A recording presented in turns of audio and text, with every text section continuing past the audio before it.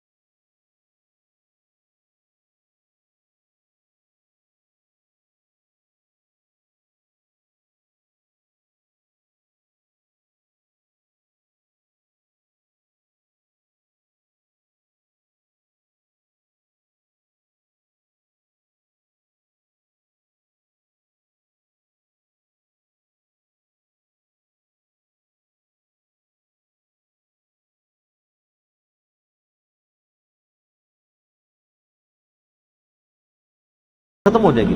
تو سورج کی کشش ثقل اتنی زیادہ ہے گریویٹیشنل فورس کہ زمین بھی اس کے اندر جا کے گر کے ختم ہو جائے, لیکن اللہ تعالیٰ نے زمین کو ایک روٹیشن دی ہوئی ہے جس کی وجہ سے وہ مدار میں گھومتی رہتی ہے.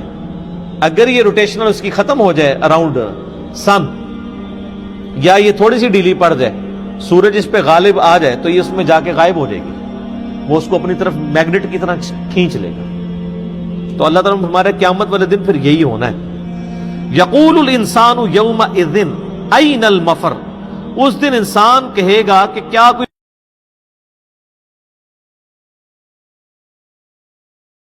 قبروں سے جب انسان نکلیں گے تو سب کے سب ایک ہی طرف دوڑتے چلے جا رہے ہوں گے بائی ڈیفالٹ. اور پھر پارہ نمبر 30 جب ہم پڑھیں گے تو پھر آپ نقشہ دیکھیں گے قیامت کا کہ اس دن اللہ تعالیٰ فرماتا ہے کہ سورہ عبس کے اندر کہ انسان اپنے بیوی بچوں سے, ماں باپ سے, بہن بھائیوں سے جان چھڑائے گا.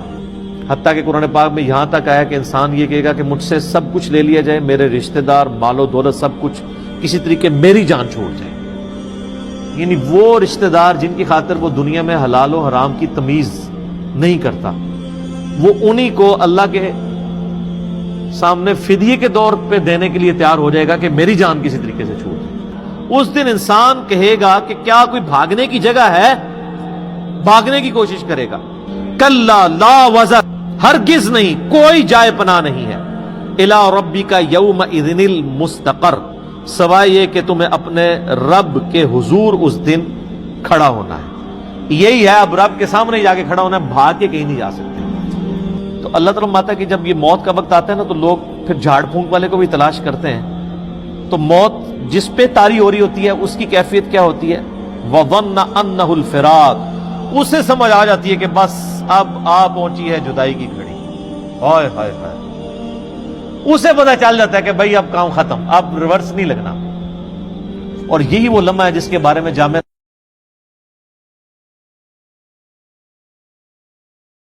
میں حدیث ہے کہ موت کے غرغرے سے پہلے پہلے توبہ قبول ہے. جب موت کا غرہ آتا ہے تو پھر نظر آ جاتا ہے نا, جنتیوں کو جنتی فرشتے نظر آ جاتے ہیں. وَالْتَفَّتِ السَّاقُ بِالسَّاقِ, اور پنڈلی سے جڑ جاتی ہے. آپ پتہ ہے یہ جو روح نکلتی ہے نا, یہ پاؤں کی طرف سے نکلتی ہے, یوں نکل کے یوں جاتی ہے. اور جب وہ ایگزیکٹ کیفیت طاری ہوتی ہے, جن لوگوں نے یہ آبزرویشن کی ہوئی ہے نا, کئی لوگ ہمارے بھی جاننے والوں میں, کہ وہ نزع کے وقت جب روح نکل رہی ہوتی ہے اس وقت وہ یعنی اس مردے کے پاس موجود ہوں ایگزیکٹ اس وقت میں, وہ جو کیفیت طاری ہوتی ہے وہ بالکل اسی طریقے سے ہوتی ہے کہ ایسے ٹانگوں جو ہیں وہ انسان کی ایسے جڑ جاتی ہیں, پنڈلی سے پنڈلی مل جاتی ہے ایسے, اور پھر یوں نکلتی ہے روح. ظاہر ہے وہ روح نکلنا تو پھر جناب بڑا مشکل کام ہے. تو میں نے بتایا نا کہ وہ روح جب ایسے نکلتی ہے, جو فاسق کی روح تو پھر ایسے نکلتی ہے. سنن نسائی میں, ابو داؤد میں حدیث ہے کہ گویا کوئی شخص جو ہے وہ کانٹے والی چیز روئی میں داخل کر کے اس کو کھینچے, تو وہ کس طریقے سے ایک تار ہوتا ہے انسان. اللہ تعالیٰ موت کی سختیاں آسان فرمائے. الی ربک یومئذ المساق, اب تمہارے رب کی طرف کوچ کا وقت آ چکا. یعنی اللہ تعالیٰ فرماتا ہے جب یہ حالت ہوگی تو انسان کو پتہ چل جائے گا اب میں اپنے رب کے حضور پیش ہوں گا. اب اگر تو وہ شخص گناہگار ہے تو اس کے ساتھ کیا معاملہ ہونے والا ہے؟ فلا صدق ولا صلی, نہ تو نے تصدیق کی اور نہ نماز پڑھی, یعنی سچائی کی تصدیق نہیں کی, پیغمبروں کی باتوں کو سیریس نہیں لیا, خدا کے لیے نماز نہیں پڑھی. ولیکن کذب وتولی, بلکہ تو حق جھٹلاتا رہا اور منہ پھیرتا رہا. ثم ذهب الى اهله يتمطى, اور تو بڑے نخرے کے ساتھ اپنے گھر والوں کی طرف لوٹتا رہا. نبی علیہ السلام کی مجالس میں بھی بیٹھتے تھے نا, سنتے تھے, بات اٹریکٹ بھی کرتی تھی, پھر اسی اکڑ میں اپنے گھر والوں کے پاس آتے تھے بڑے نخرے کے ساتھ کہ ہاں جی ہو کے آئے ہیں, کوئی بات میں وزن ہی نہیں. نعوذ باللہ. اولا لک فاولا, تیری خرابی آ لگی ہے تیری خرابی.